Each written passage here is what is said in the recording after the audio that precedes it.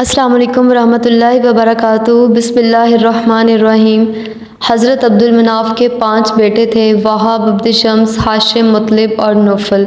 حضرت وہاب بن عبدالمناف کی بیٹی حضرت آمنہ تھیں، جبکہ حضرت ہاشم کے بیٹے حضرت عبدالمطلب اور ان کے بیٹے حضرت عبداللہ تھے۔ یعنی حضرت عبداللہ اور حضرت آمنہ کا خاندان حضرت عبدالمناف پر جا کر ملتا ہے۔ حضرت ہاشم کی اولاد بنو ہاشم کہلائی، جبکہ حضرت وہب کی اولاد بنو زہرہ کہلائی۔ حضرت آمنہ 549 عیسوی میں حضرت وہب کے گھر پیدا ہوئی۔ آپ بچپن سے بے حد ذہین، حسین اور طاہرہ تھیں۔ جیسے جیسے آپ پرورش پاتی رہیں، ویسے ویسے آپ کی پاک بازی اور اعلیٰ ترین سیرت و کردار کے چرچے عام ہوتے چلے گئے۔ آپ حسن و سیرت اور حسین صورت کا بے مثل نمونہ تھیں۔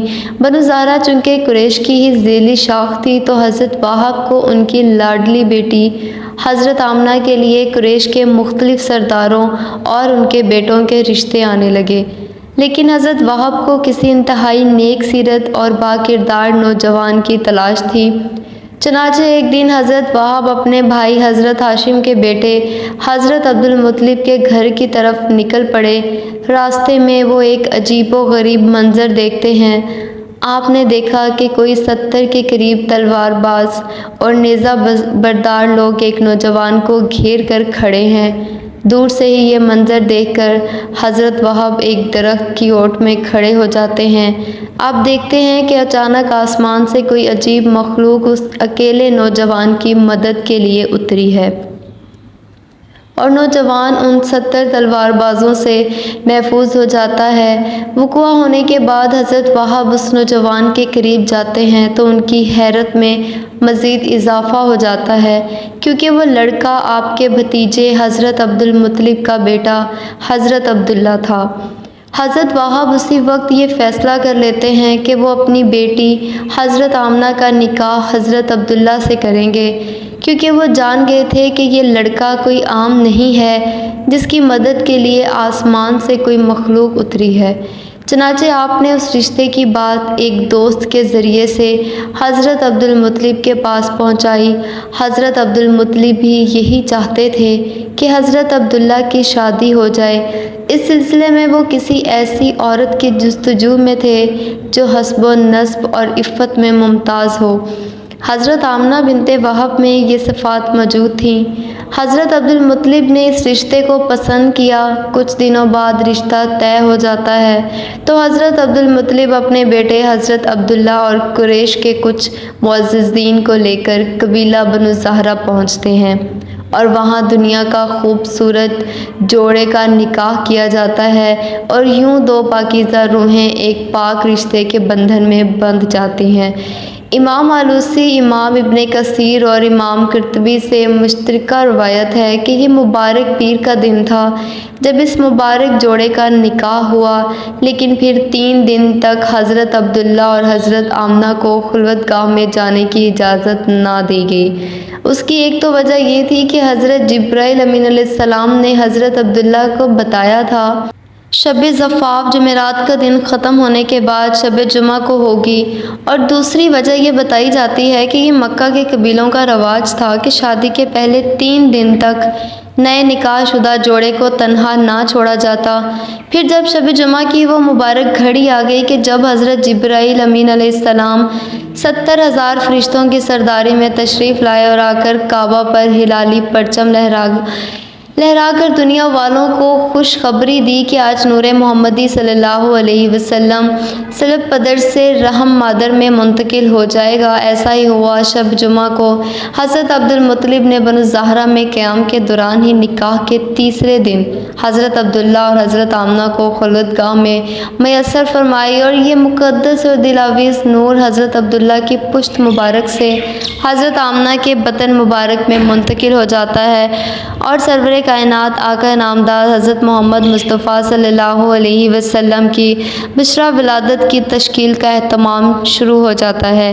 اسی رات ابلیس لعین کا تخت الٹ گیا اور یہ مردود بارگاہ الہی میں 40 دن بحر و بر میں مارا مارا پھرتا رہا اور فرط غم و کثرت غیظ و غضب میں سیاہ و سوختہ ہو کر ابو قبیس کے دامن میں آ کر رونے لگا۔ حضرت ابن عباس رضی اللہ تعالیٰ عنہ سے یہ روایت سند صحیح کے ساتھ مروی ہے۔ جس رات نور محمدی صلی اللہ علیہ وسلم حضرت آمنہ کے سپرد ہوا، اس کی تمام کاہنوں کو اطلاع ہوئی اور وہ ایک دوسرے سے مشورے کرنے لگے۔ مشرق و مغرب کے چرندوں، پرند اور بحری جانوروں نے ایک دوسرے کو مبارکباد دی کہ وہ وقت آنے والا ہے جب کہ خطۂ زمین نور مصطفیٰ سے منور ہو جائے گا۔ قریش کے پالتو جانوروں نے آپس میں کہا کہ جناب آمنہ نور مصطفیٰ صلی اللہ علیہ وسلم سے مشرف ہو گئی ہیں اور ان سے ایسی شخصیت ظہور میں آئے گی جو زمین کی امین اور اس کی ظلمت کو دور کرنے والی ہوگی۔ یہ بھی کہا گیا کہ تمام دنیا کے بت دوسری صبح سرنگوں پر پائے گئے۔ ابلیس لعین کا تخت پلٹ گیا اور دوسرے بادشاہوں کے تخت سرنگوں پر ہو گئے۔ صاحب اقتدار حاکموں اور بادشاہوں کی زبانیں گفتگو سے قاصر اور کنگی ہو گئیں۔ اسی رات 200 عورتیں حسد سے مر گئیں اور بہت سی عورتیں امراض قلب میں مبتلا ہو گئیں۔ اللہ نے اپنے محبوب نبی صلی اللہ علیہ وسلم کو اس حال میں دنیا میں بھیجا کہ آپ کی آمد سے پہلے ہی آپ کے شفیق والد حضرت عبداللہ اس دنیا سے کوچ فرما چکے تھے۔ پھر جب حضور اکرم صلی اللہ علیہ وسلم 6 سال کے ہوئے تو آپ صلی اللہ علیہ وسلم کے سر سے ماں کی ممتا کا سایہ بھی اٹھ گیا۔ اب دادا کی شفقت ہی سب سے بڑا سایہ تھا۔ حضرت دادا اپنے اس یتیم پوتے کا بے حد خیال رکھتے ہوئے ان کی نیند و راحت، خوراک اور لباس کا اس قدر خیال رکھتے تھے کہ دیکھنے والے حیرت میں ڈوب جاتے۔ آپ صلی اللہ علیہ وسلم کو دادا سے اتنی محبت اور شفقت ملی کہ آپ صلی اللہ علیہ وسلم نے کبھی والد اور والدہ کی کمی محسوس نہ کی۔ ناظرین، یہ اسی دور کی بات ہے کہ جب 70 سال بعد یمن کو سیف خمیری نے حبشیوں کے قبضے سے چھڑا کر وہاں پر اپنی حکومت قائم کی۔ سیف خمیری کی اس کامیابی سے پورا عرب خوش تھا۔ اس کی بڑی وجہ یہ تھی کہ یہ حبشی ہر طرح سے مکہ والوں سے دشمنی مول لیتے تھے اور یہی وہ حبشی تھے کہ جنہوں نے ابراہہ کا ساتھ دیا جب اس نے مکہ پر حملہ کیا تھا۔ خیر، مکہ سے ایک وفد یمن کے نئے بننے والے بادشاہ سیف خمیری کو مبارکباد دینے کے لیے روانہ ہوا۔ اس لشکر کی قیادت نبی کریم صلی اللہ علیہ وسلم کے دادا جان حضرت عبد المطلب کر رہے تھے۔ جب یہ وفد یمن پہنچا اور بادشاہ کو اس وفد کی آمد کے متعلق بتایا گیا تو بادشاہ نے کہا کہ وہ کل اس وفد سے ملاقات کرے گا۔ رات گزارنے کے بعد بادشاہ سیف خمیری نے یہ حکم دیا کہ وہ صرف وفد کی قیادت کرنے والے سے ملنا چاہتا ہے۔ چنانچہ حضرت عبد المطلب اس کے دربار میں پیش ہوئے تو بادشاہ نے سارے درباریوں کو کہا کہ ہم دونوں کو اکیلا چھوڑ دیا جائے۔ اس کے بعد بادشاہ کہنے لگا، ہماری کتابوں میں لکھا ہے کہ مکہ کی سرزمین پر ایک ایسا بچہ پیدا ہوگا جس کے دونوں کندھوں کے درمیان بالوں کا ایک گچھا ہوگا۔ اس کا نام محمد رکھا جائے گا۔ وہ یتیم ہوگا اور اپنے دادا کی کفالت میں ہوگا، اور ہمارے علماء کے مطابق یہی وہ وقت ہے۔ کیا آپ نے ایسا بچہ دیکھا ہے؟ حضرت عبد المطلب فرمانے لگے، ہاں، میرے پوتے میں یہ سب خصوصیات موجود ہیں۔ بادشاہ کہنے لگا، بے شک میں یہ سب جانتا ہوں کیونکہ میرے جاسوس مکہ میں موجود ہیں۔ میں یہ بھی جانتا ہوں کہ وہ بچہ کوئی عام نہیں ہے، اور آپ بھی یہ جانتے ہیں۔ بادشاہ مزید کہنے لگے کہ اگر مجھے یہ ڈر نہ ہو کہ اس بچے کے سبھی دشمن ہو جائیں گے تو میں ابھی سے آپ کی اور اس بچے کی عصمت کا اعلان کر دیتا۔ اس کے بعد بادشاہ نے سارے وفد سے ملاقات کی، سب کو بہت عزت دی اور ڈھیر سارے انعامات، ہیرے جواہرات اور 1000 اونٹ دے کر ان کو روانہ کیا، اور ساتھ میں بتا دیا کہ یہ سب تمہارے سردار عبد المطلب کی خوش اخلاقی کی وجہ سے ہے۔ بس جب یہ قافلہ مکہ پہنچا تو ہر طرف دھوم مچ گئی کہ حضرت عبد المطلب کی بادشاہ نے بہت عزت کی ہے کہ اور انہیں اپنی سرحد تک خود چھوڑ کر گیا۔ اس واقعے کے بعد سے حضرت عبدالمطلب کا مکہ میں رعب پہلے سے بھی زیادہ ہو گیا۔ بے شک اس واقعے سے پہلے بھی خاندان نبوی مکہ میں بہت عزت والا تھا، لیکن اس واقعے کے بعد مکہ کے لوگ حضرت عبدالمطلب کے رعب تلے دب گئے۔ حضرت عبدالمطلب کا زندگی بھر کا معمول تھا کہ سونے کے وقت میں کوئی ان کی خوابگاہ کے اندر نہیں آ سکتا تھا، نہ ہی کوئی ان کے بستر پر بیٹھنے کی جرأت رکھتا تھا۔ اب ننھا محمد صرف ان کی خوابگاہ کے اندر جا سکتا تھا، بلکہ اپنے اس پوتے کے بغیر وہ خوابگاہ سردار قریش کو گوارا ہی نہ تھی۔ وہ اپنے سارے معمولات کو ترک کر کے آن حضور صلی اللہ علیہ وسلم کو اپنے ساتھ سلاتے اور ان کی ہر خواہش پوری کرتے۔ آن حضور صلی اللہ علیہ وسلم کے بچپن میں بعض حیران کن واقعات پیش آئے۔ انہی میں سے ایک واقعہ سیرت نگاروں نے لکھا۔ اس کے مطابق بنو مدلج کے لوگ کھوج لگانے کے ماہر تھے۔ جس شخص کا پاؤں ایک بار بھی دیکھا ہوتا، زمین پر اس کے نقوش پا دیکھ کر وہ فوراً پہچان لیتے تھے کہ یہ اسی کے نقوش ہیں۔ ایک مرتبہ یہ لوگ مکہ میں آئے تو انہوں نے عبدالمطلب سے ملاقات کے دوران کہا، اپنے اس بچے کی بہت حفاظت کرنا، کیونکہ یہ عام بچہ نہیں ہے۔ اس کے قدم سے زیادہ مقام ابراہیم پہ لگے قدم سے مشابہ کسی شخص کا قدم ہم نے کبھی نہیں دیکھا۔ ناظرین، حضرت محمد صلی اللہ علیہ وسلم کی عمر مبارک جب 8 سال ہوئی تو اللہ پاک کی طرف سے ایک اور آزمائش آ گئی۔ آپ کے دادا جان کا آخری وقت تمام اہل و عیال حضرت عبدالمطلب کے گرد جمع ہیں۔ عربوں کی یہ روایت تھی کہ جب بھی کوئی بزرگ موت کے قریب ہوتا تو وہ اس کی شان میں اشعار پڑھتے تھے، اس لیے سب اپنے اپنے اشعار پیش کر رہے تھے۔ حضرت عبدالمطلب کی آنکھیں نکاہت کی وجہ سے بند ہو رہی تھیں۔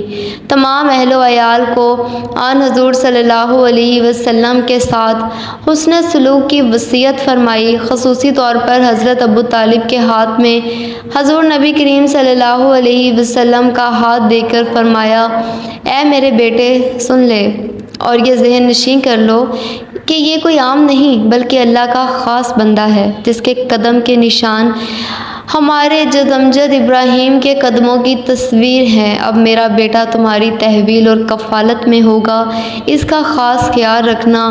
سبھی خاندان والے سن رہے تھے اور غم سے نڈھال تھے۔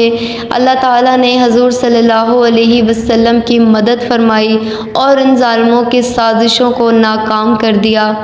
مکہ کے کافروں نے بیچارے کمزور مسلمانوں کو اپنا نشانہ بنایا اور ان کو تڑپا تڑپا کر دل کی بھڑاس نکالنے لگے۔ اس کام میں مکہ والے تنہا نہ تھے بلکہ بہت سے دوسرے قبیلے والے بھی ان کا ساتھ دیا کرتے تھے۔ دن بدن ان کے ظلم و ستم بڑھتے ہی جا رہے تھے۔ ان میں کچھ ایسے بھی بے رحم تھے کہ جن کے سینوں میں دل ہی نہیں تھا بلکہ پتھر کے ٹکڑے تھے۔ ان لوگوں نے بے بس مسلمانوں کو قید کر کے بہت مارا پیٹا، نہیں بھوکا پیاسا رکھا۔ مکہ کی تپتی ریت پر لٹا کر لوہے کی گرم سلاخوں سے داغا۔ انہیں بے بس مسلمانوں میں حضرت عمار بن یاسر رضی اللہ تعالیٰ عنہ بھی تھے کہ جن کو مکہ کے ظالم لوہے کی زرہیں پہنا کر دھوپ میں لٹا دیتے اور اس تپتی زمین پر انہیں اتنا زیادہ مارتے کہ وہ بے ہوش ہو جاتے۔ انہیں کمزور مسلمانوں میں حضرت خباب بن عرت رضی اللہ تعالیٰ عنہ بھی تھے کہ جن کے سر کو لوہے کی گرم سلاخوں سے داغا جاتا۔ ایک دن تو ظالموں نے حد کر دی کہ کوئلہ دہکا کر اس پر حضرت خباب کو لٹا دیا اور یہاں تک کہ وہ کوئلہ ان کے خون سے ٹھنڈا پڑا۔ انہی مظلوم مسلمانوں میں حضرت بلال حبشی رضی اللہ عنہ بھی تھے کہ جو امیہ بن خلف کے غلام تھے۔ جب حضرت بلال رضی اللہ تعالیٰ عنہ نے اسلام قبول کیا تو ان کے مالک نے ان کا کھانا پانی بند کر دیا، اور پھر جب حضرت بلال حبشی رضی اللہ تعالیٰ عنہ بھوک پیاس سے بے حال ہو جاتے تو ٹھیک دوپہر کے وقت وہ ظالم حضرت بلال حبشی رضی اللہ تعالیٰ عنہ پر گرم تپتی چٹان رکھ کر انہیں دھوپ میں لٹا دیتا تاکہ وہ اسلام کو چھوڑ دیں۔ لیکن حضرت بلال حبشی رضی اللہ عنہ ان سبھی تکلیفوں کو برداشت کرتے اور اپنی زبان سے صرف ایک ہی لفظ کہتے کہ میرا اللہ صرف ایک ہے، اس کے علاوہ کوئی دنیا کا مالک نہیں۔ حضور صلی اللہ علیہ وسلم جب بھی حضرت بلال حبشی رضی اللہ تعالیٰ عنہ کے پاس سے گزرتے تو ان کی ایسی تکلیفیں دیکھ کر آپ صلی اللہ علیہ وسلم کی آنکھوں میں آنسو بھر آتے اور پھر حضرت بلال حبشی رضی اللہ تعالیٰ عنہ سے فرماتے کہ اسے بلال صبر کرنا، اللہ تمہیں اس کا بہتر بدلہ عطا فرمائے گا۔ بات یہاں تک نہ تھی، بلکہ ایک دن آپ صلی اللہ علیہ وسلم کی دو بہت چہیتی بیٹیاں حضرت رقیہ اور حضرت ام کلثوم رضی اللہ تعالیٰ عنہا کو بھی اچانک طلاق دے دی گئی، تاکہ آپ صلی اللہ علیہ وسلم پوری طرح ٹوٹ جائیں اور اسلام کی دعوت دینا چھوڑ دیں، کیونکہ جب حضور صلی اللہ علیہ وسلم نے مکمل طور پر اپنے نبی ہونے کا کھلا اعلان فرمایا تو ابو لہب نے حضور صلی اللہ علیہ وسلم کو گالیاں دینا شروع کر دیں اور کہنے لگا کہ اے محمد صلی اللہ علیہ وسلم، تیرا برا ہو تو اس پر اللہ نے قرآن کی آیتیں نازل کرتے ہوئے فرمایا کہ برا تو ابو لہب کا ہوگا۔ حضرت رقیہ رضی اللہ تعالیٰ عنہ اور حضرت ام کلثوم رضی اللہ تعالیٰ عنہ آپ صلی اللہ علیہ وسلم کے بیچ کی دو بیٹیاں تھیں۔ یہ ابو لہب کے دو بیٹے عقبہ و طیبہ کے ساتھ نکاح کے رشتے میں تھیں۔ وہ دونوں لڑکے اپنے باپ ابو لہب کی طرح بے رحم انسان تھے اور اسلام کے کٹر دشمن تھے۔ حضور صلی اللہ علیہ وسلم کی ان دونوں بیٹیوں کا نکاح تو ابو لہب کے لڑکوں سے ہو گیا تھا، لیکن ابھی تک رخصتی نہیں ہوئی تھی۔